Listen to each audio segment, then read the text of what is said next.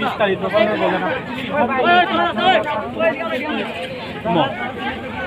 ঘটনা হচ্ছে আমরা খবর পেলাম যে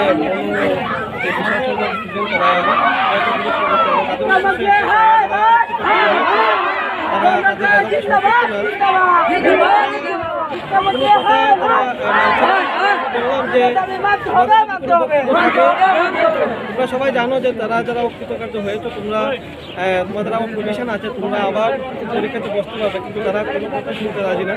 তাদের বক্তব্য সবাইকে পাস করাতে হবে, সবাইকে পাস দিতে হবে।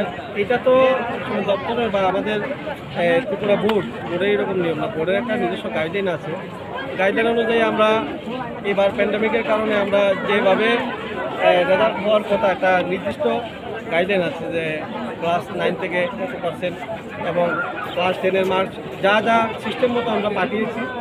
এখন কারো যদি কোনো বিষয়ে ইন্টারনাল মার্কসই হোক বা ক্লাস 9-এ কোনো সাবজেক্টে কোনো দুর্বল অবস্থা থাকে, যেটাই হোক, এই তো কোনো কারণে তাদের স্ক্রুটিনির পরে তারা হয়তো বা অকৃতকার্য হয়েছে কেউ, কিন্তু তারা যেটা করছে এটা তো আসলে নিয়ম মতো না। তারা আসলে আমি যতটুকু বুঝতে পারলাম, তারা হয়তো চাইছে যে সবাই যেহেতু পরীক্ষা দিয়ে পাস করলো, আমরাও পরীক্ষা দেবো না, আমাদেরও পাস দিতে হবে।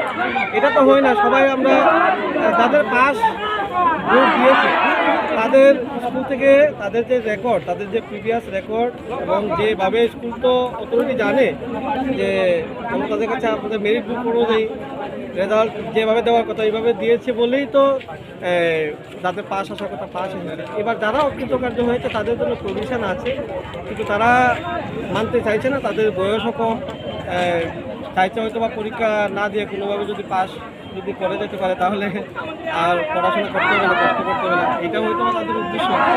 তো আমরা তাদের বোঝাতে চেষ্টা করছি যে তাদের যা বক্তব্য আছে তারা ডেপুটেশন আকারে বা রিপ্রেজেন্টেশন আকারে আমাদের দেশ আমরা পার্শ্ববর্গ আমরা একসাথে পাঠিয়ে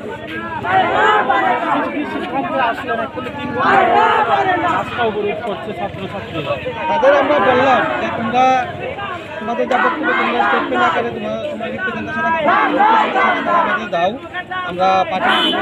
কিন্তু তারা এখনও তো ছোটো ছেলে বলছিল হ্যাঁ আমরা লিখছি, কিন্তু আমার ছেলে বলছে যে না আমরা সন্তুষ্ট না। তো আমরা এখন আমাদের বোঝানোর চেষ্টা করছি, দেখা যাক কী হয়। আমরা আমাদের কাছে আমরা কথা বলিয়েছি, মেসেজ দেওয়া হয়ে গেছে। আমরা আরও কিছু জায়গাতে আমরা সমস্যা করে হয়েছিল, এখানেও উল্টো হয়ে গেছে। চেষ্টা করছি, আমরা দেখছি। আর কোনো উদ্যোগী কর্তৃপক্ষ এখানে আসার কোনো কথা রয়েছে না? এই মুহূর্তে পর্যন্ত আর কোনো কেউ আসার কথা নেই। এবং দেখছি যদি তারা না মানে আমরা বলবো দেখি তারা কোনোভাবেই শুনতে চাইছে না, আমরা আসবো। ধন্যবাদ।